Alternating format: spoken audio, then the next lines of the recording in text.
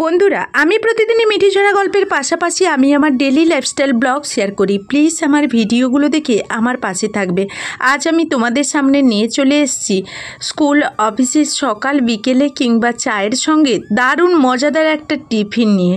তো চলো ভিডিওটা শুরু করা যাক। তো বন্ধুরা, আজকের মিঠিঝরা ধারাবাহিকের নতুন আপডেটে দেখা যাচ্ছে কোয়েলের বিরুদ্ধে উল্টো চক্রান্ত করা শুরু করে দিল স্রোত, সার্থক আর সার্থকের বাবা। অনির্বাণ এক মুহূর্ত না অপেক্ষা করে স্রোতকে গোটা বিষয়টা জানায়। তখনই স্রোত বলতে থাকে, দিদিভাই কি পাগল হয়ে গেছে ওই নোংরা মেয়েটার ওপর বিশ্বাস করে? এইভাবে কি দিদি নিজের জানটা বিপদে ফেলবে? দিদিভাই এত বোকা কেন?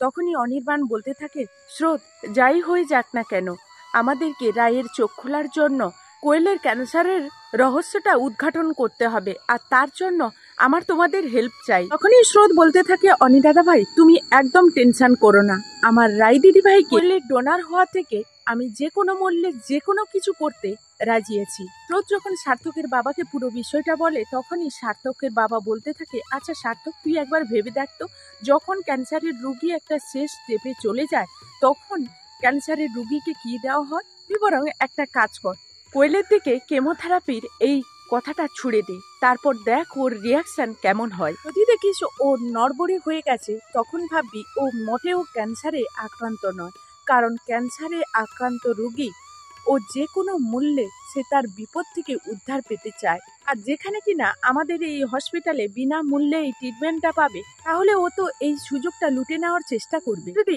এই সুযোগটা থেকে নিজেকে বিরত রাখে, তাহলে আমাদেরকে বুঝে নিতে হবে যে ও যা কিছু করছে সেটা একটা চক্রান্ত ছাড়া আর কিছু নয়। এরপর অনির্বাণ যখন সার্থককে বাড়িতে নিয়ে যায়, তখনই সার্থক কোয়েলকে বলতে থাকে, কোয়েল আমি শুনেছি নাকি তুমি ক্যান্সারে আক্রান্ত, তাহলে আমি তোমাকে একটা এমন সাজেস্ট দেব যার ফলে কিনা তুমি সুস্থ হয়ে উঠতে পারবে।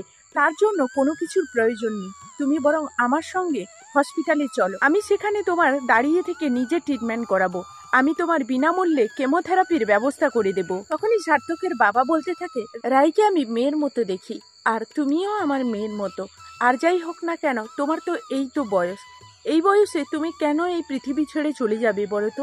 যেখানে আমি একটা এত বয়স্ক মানুষ বেঁচে আছি, তোমারও তো এই পৃথিবীতে বাঁচার অধিকার আছে, তুমি বরং একদমই দেরি করো না, চলো আমার সঙ্গে। রাই, তুমি কোয়েলের সুস্থ হওয়ার পুরো দায়িত্বটা আমার উপরে ছেড়ে দাও। তখনই কোয়েল ঘাবড়ে যায় আর বলতে থাকে, এ মা, ছি ছি আঙ্কেল, এ কি বলছেন বলুন তো? এইভাবে আমার জন্য ব্যস্ত হয়ে পড়ছেন কেন? এখানে কিনা রাই আমার জন্য তার জীবনটা উজাড় করে দিতে রাজি আছে, সেক্ষেত্রে আমি রায়ের ওপর চিরজীবন ঋণী থাকবো। তার উপরে আপনি যদি এরকম করে কথা বলেন, তাহলে তো আমিও আপনার উপরে ঋণী থেকে যাব।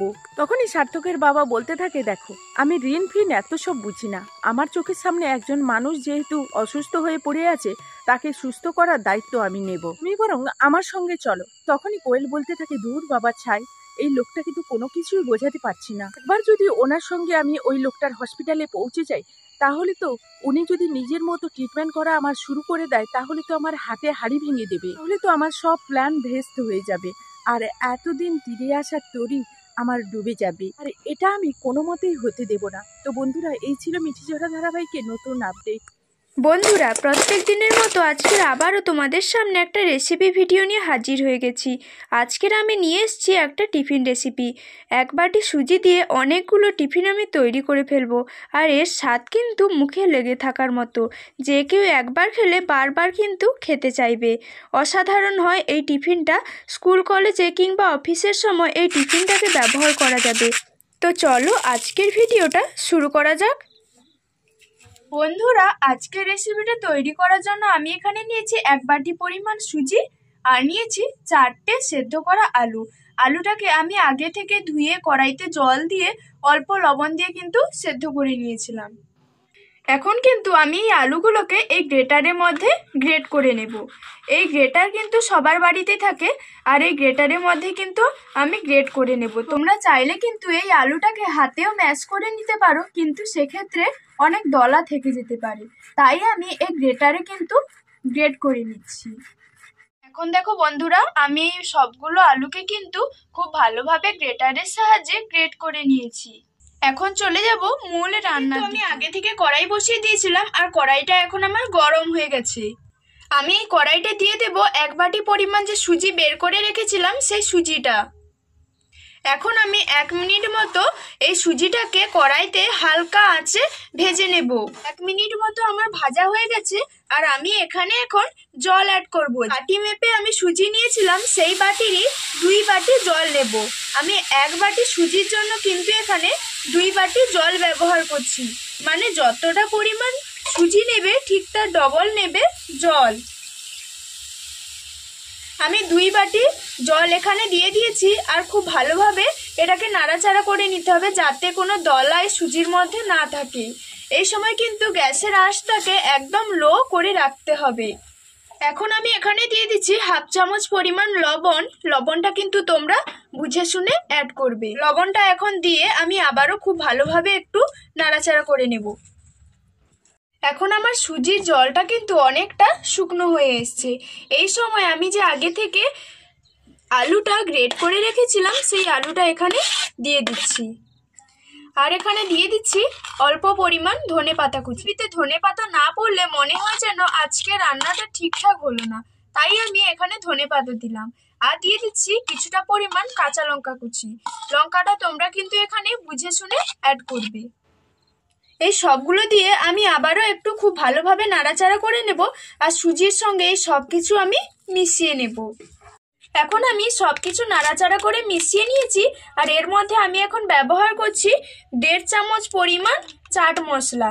তোমাদের কাছে চাট মশলা না থাকলে এখানে কিন্তু তোমরা জলজিরাও ব্যবহার করতে পারো। এখন আমি দিয়ে দিচ্ছি 1 চামচ মতো গরম মশলা। আমি নাড়াচাড়া করে এই সব মশলাকে আবারও সুজির সঙ্গে একটু খুব ভালোভাবে মিশিয়ে নেব। তো তোমরা কিন্তু এই দুটো মশলা এখানে অ্যাড করার চেষ্টা করবে। তো এই মশলাগুলো অ্যাড করলে এই নাস্তাটা খেতে কিন্তু খুব সুন্দর লাগে, আর অসাধারণ একটা আলাদা টেস্ট আছে। তাই আমি এখানে এই দুটো মশলা অ্যাড করলাম। তোমরা কিন্তু অবশ্যই এই দুটো মশলা দেওয়ার চেষ্টা করবে। এখন কিন্তু বন্ধুরা আমি একটা সুজির ডো করে নিয়েছি। এই সুজির ডোটাকে এখন আমি ঠান্ডা করতে দেব, তাই একটা পাত্রে এইরকম ভাবে নামিয়ে নিচ্ছি, আর চারিদিকে খুন্তির সাহায্যে একটু বিছিয়ে দিচ্ছি যাতে খুব তাড়াতাড়ি এটা ঠান্ডা হয়ে যায়। এখানে আমার এখন সুজির এই মিশ্রণটা কিন্তু সম্পূর্ণভাবে ঠান্ডা হয়ে গেছে, আর এখন এখানে আমি নিচ্ছি 3 চামচ পরিমাণ চালের গুঁড়ো। তোমরা চাইলে এখানে বেসনও ব্যবহার করতে পারো, কিন্তু চালের গুঁড়ো দিলে খুব বেশি একটু ক্রিস্পি খেতে হয়। যদি তোমরা এখানে বেসন ব্যবহার করো তাহলে হালকা আঁচে কড়াইতে বেসনটা 1 মিনিট মতো একটু ভেজে নেবে, তাহলে বেসনের কাঁচা গন্ধটা কিন্তু চলে যাবে। সুজির এই মিশ্রণটার সঙ্গে চালের গুঁড়োটাকে খুব ভালোভাবে একটু মিশিয়ে নেব। এখন দেখো সুজিটা আর যে চালের গুঁড়োটা আমি নিয়েছিলাম সেটা কিন্তু খুব ভালোভাবে হাত দিয়ে মাখিয়ে নিয়েছি। এখন আমি কিন্তু হাত ধুয়ে আসবো। হাতে দেখো চারিদিকে কেমন লেগে গেছে, হাতটা এখন আমি ধুয়ে আসবো। আর এখন দেখো বন্ধুরা আমি হাত ধুয়ে চলে এসেছি, আর হাতে অল্প পরিমাণ সাদা তেল লাগিয়ে নিয়েছি। তারপরে এই মিশ্রণটা থেকে অল্প করে একটু ডো কেটে হাতের মধ্যে গোল শেপ দিয়ে বেলনি চাকতির ওপর নিয়ে এইভাবে হালকা প্রেস করে দিলাম। দেখো কত সুন্দর একটা চপের আকারে আমি শেপ দিয়ে দিয়েছি। আমি এখানে চপের আকারে শেপ দিচ্ছি, তোমরা চাইলে যে কোনো শেপ দিতে পারো। আমি এইরকমভাবে সবগুলো তৈরি করে নিয়ে তোমাদের সামনে চলে আসছি। বন্ধুরা এখন কিন্তু আমি সবগুলো চপের আকারে শেপ দিয়ে দিয়েছি, আর সেটাই তোমাদেরকে দেখাচ্ছি। তো বন্ধুরা দেখো মাত্র 1 বাটি সুজি দিয়ে আমার কতগুলো চপ হয়ে গেছে, সুজির চপ। তো চলো এখন কিন্তু এইগুলোকে তেলের মধ্যে ভেজে নেব, আর তার জন্য একটা বাটার রেডি করব। তো বন্ধুরা সুজির চপগুলো ভাজার জন্য কিছু টিপস আছে, যেটা হলো যে এই বাটারটা যে আমি তৈরি করব এটা কিন্তু অবশ্যই তৈরি করতে হবে। আর একটা জিনিস হলো হাই হিটে কিন্তু এইগুলোকে ভাজতে হবে। তো আমি কিরকম কি বাটার বানাচ্ছি এবং কিভাবে ভাজছি এই চপগুলো সেগুলো তোমাদেরকে দেখাচ্ছি। চলো এখন আমি এখানে নিয়ে নিচ্ছি ময়দা। তো ময়দাগুলো আমি 2 চামচ, তো ময়দার এখানে কোনো পরিমাণ না, তোমরা একটা পরিমাণ বুঝেই নিয়ে নেবে। তো আমি 3 থেকে 4 চামচ ময়দা এখানে নিয়ে নেব, আর সঙ্গে কিন্তু এখানে দেব বেকিং পাউডার। তো 1 চামচ বেকিং পাউডার আমি নিয়ে নিচ্ছি। তো বেকিং পাউডারটা অবশ্যই দিতে হবে। আর এখানে স্বাদ মতো একটু লবণ দিয়ে দেব। দিয়ে আমি এখন এর মধ্যে কিছু মশলা দিয়ে দিচ্ছি, যেমন দিয়ে দিচ্ছি আদা একটু কুড়িয়ে নিয়েছি। তো বন্ধুরা আমি এখানে আদা দিয়ে কিন্তু এই মিশ্রণটা মাখছি, তোমরা চাইলে কিন্তু এখানে একটু রসুনও দিতে পারো। তো আমি ওটা এখন দিলাম না। আজকের পুরো সম্পূর্ণ এই রেসিপিটা আমি কিন্তু নিরামিষভাবেই বানাচ্ছি। তো অল্প অল্প জল দিয়ে আমি বাটারটা রেডি করে নেব।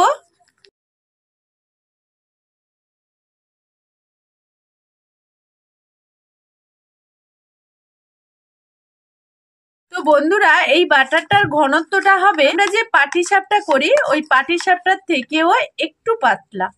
তো এরকম ঘনত্বে কিন্তু বাটারটা হবে। তোমরা একটু ঘনত্বটা বাটারটা দেখে নাও। তো এইভাবে আমি ঠিক এরকমই ঘনত্ব করেছি। এখন আমার বাটারটা রেডি হয়ে গেছে। তো আমি অলরেডি কিন্তু এর ফাঁকে কড়াইটা কিন্তু গ্যাসের মধ্যে বসিয়ে দিয়েছি। আর এখন কিন্তু কড়াইয়ের মধ্যে তেল দিয়ে দেব। তো তেলটা কিন্তু তোমরা পরিমাণ মতো একটু দেবে। আমি এই পরিমাণ তেল দিচ্ছি। দিয়ে আমি কিন্তু এই সুজির চপগুলোকে খুব ভালো করে ভেজে নেব। আর তার জন্য তেলটাকে কিন্তু হাই হিটে গরম করে নেব। তো এখন আমার তেলটা গরম হয়ে গেছে। এরকম করে আমি একটা একটা নেব আর ডুবিয়ে দিয়ে আমি কিন্তু ছেড়ে দেব। তো বন্ধুরা আবারও বলছি, অবশ্যই করে তোমরা কিন্তু এইরকম বাটারের মধ্যে এই সুজির চপগুলোকে ডোবাবে, না হলে কিন্তু সুজির চপগুলো ভাজতে পারবে না।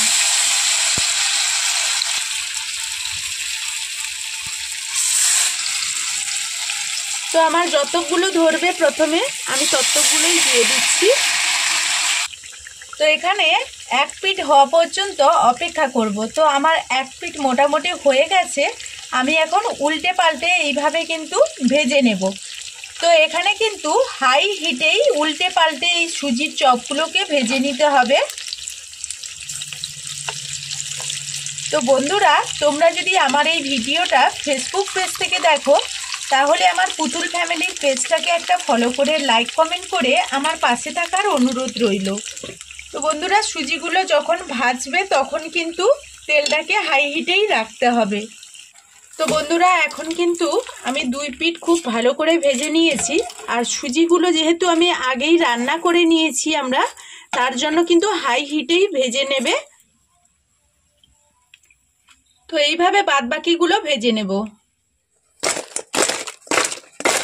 তো বন্ধুরা দেখো সবগুলো কিরকম করে আমি ভেজে নিয়েছি, সবগুলো এরকম করে লাল লাল করে আমি ভেজে নিয়েছি। তো বন্ধুরা এইভাবে যদি আমরা সকাল সন্ধ্যায় এইরকম একটা টিফিন চটজলদি ঝটপট বানিয়ে বাচ্চাদের থেকে বড়দের মুখে তুলে দেই, তাহলে কিন্তু প্রশংসার শেষ থাকবে না।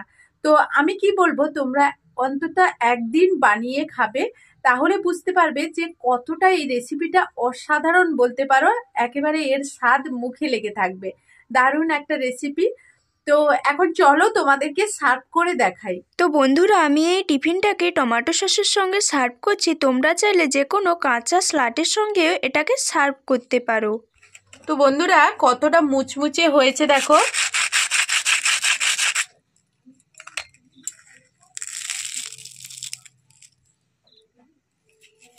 তো এখন এইভাবে সস দিয়ে বা এমনিও এই রেসিপিটা খাওয়া যায়।